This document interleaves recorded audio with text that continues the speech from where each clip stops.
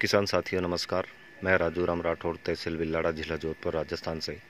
आज हम आपके लिए लाए हैं एक बेहतर उत्पाद, प्राकृतिक वनस्पति उत्पाद, जिसका उपयोग करके आप सभी रसायन मुक्त हो सकते हैं। आज हम आपको दिखाएंगे हमारी यूनिट पर बने कुछ विशेष उत्पाद, जिसके ऊपर कुछ लिखा हुआ आप देख पा रहे हैं। और इसी के साथ हम आपके लिए आज एक नया घोल लेके आए हैं, कीकर का घोल। ये कीकर का घोल आपके लिए बहुत ही महत्वपूर्ण एक पोषक तत्वों के रूप में गिना जाएगा। आज हम ले रहे हैं 10 किलो कीकर की तोड़ी हुई पपड़ी। ये पूर्ण पक जाने के बाद इसके अंदर बीज भी सम्मिलित है। ये 10 किलो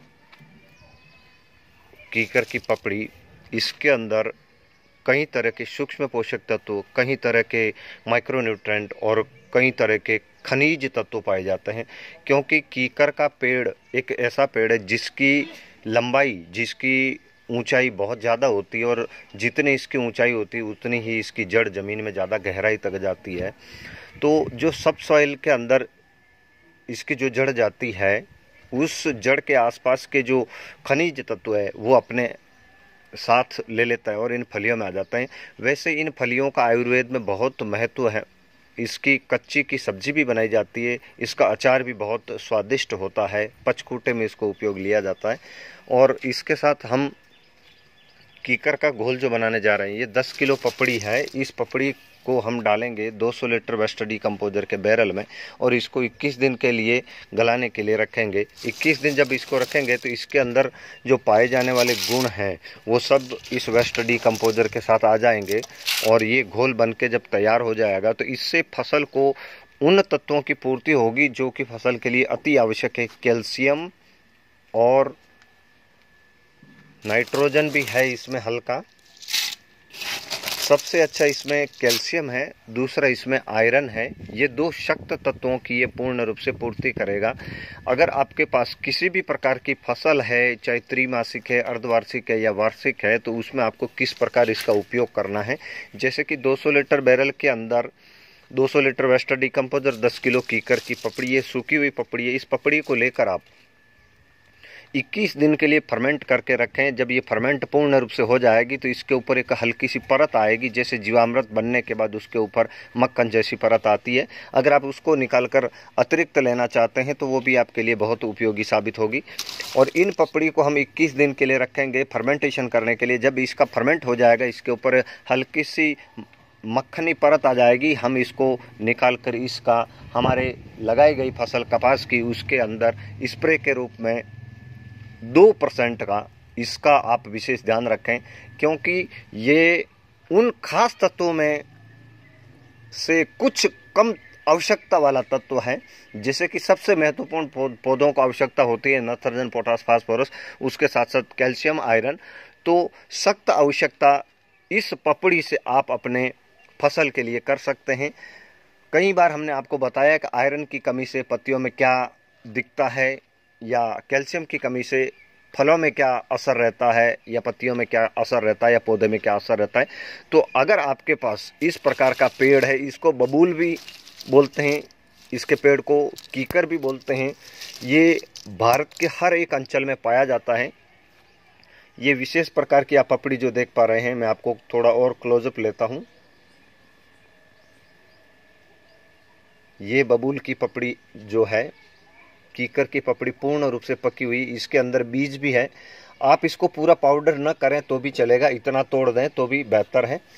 इसको 21 दिन के लिए फर्मेंटेशन करने के बाद 2% का घोल अतिरिक्त वेस्ट डिकम्पोजर के साथ मिलाकर फसल के ऊपर इसका स्प्रे करेंगे। अगर आपके ज़मीन में इसकी सिंचाई करना चाहते हैं तो आप प्रति एकड़ 1000 लीटर जब वेस्ट डिकम्पोजर देते हैं बहते पानी के साथ, तो उसमें आपको 1000 लीटर के साथ आपको 10 लीटर से लेकर 15 लीटर तक मिलाना है।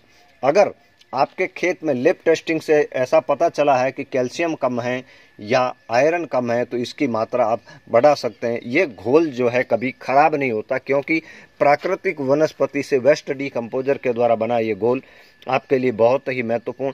इस प्रकार ये घोल आप 3 प्रकार बना सकते हैं, यानी कि 3 बार बना सकते हैं। जैसे कि पहली बार हम इसको बना रहे हैं, इसमें से जब वेस्ट डीकम्पोजर निकालते जाएंगे और ये पूर्ण रूप से खाली हो जाएगा तो इसमें नया वेस्ट डीकम्पोजर डाल देंगे, पपड़ी इसमें ऐसे ही रहेगी। ऐसे 3 बार इस आयरन और कैल्शियम पपड़ी के घोल को बनाकर आप यूज कर सकते हैं। मात्रा का आप विशेष ध्यान रखें। स्प्रे में आपको 2% का स्प्रे करना है। अगर आपको ज़मीन में देना है तो 1000 लीटर वेस्ट डीकम्पोजर के साथ जो भी आप पानी देते हैं 1 एकड़ में, उस पानी के साथ आप इसका 10 लीटर से 15 लीटर ही मिलाएं, ये विशेष ध्यान रखें। अगर इसके साथ और भी बता देते हैं, अगर आपके पास सब्जी वर्गीय फसल है और उसमें आयरन और कैल्शियम की कमी है तो आप उसके लिए भी इसको लेना जरूरी है। अगर आपके पास चौड़ी पत्ती वाली फसल है तो आप इसकी मात्रा सिंचाई में बढ़ा दें या स्प्रे में थोड़ी बढ़ा दें, क्योंकि पतली पत्ती प्रकाश संश्लेषण कम होता है, क्योंकि वो पतली पत्ती पूर्ण रूप से इसका विकास नहीं कर पाती। जैसे कि कपास की पत्ती जो है, नरमा की जो पत्ती वो चौड़ी होती है तो फोटोसिंथेसिस अच्छा होता है, उसमें आयरन की और कैल्शियम की ज़्यादा आवश्यकता होती है। तो जिन पौधों को आयरन कैल्शियम की ज़्यादा ज़रूरत हो उन्हें आप ज़्यादा दें, और वैसे आप खेत में ही इसको दें। आज हम इसके अंदर डाल दे रहे हैं ये 200 लीटर का बैरल और ये पपड़ी अभी इसके अंदर हमने डाल दिया है, आप देख पा रहे हैं।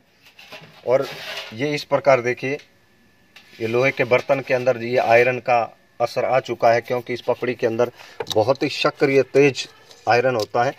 अब इसको हम ऐसे ही फर्मेंट करके छोड़ देंगे।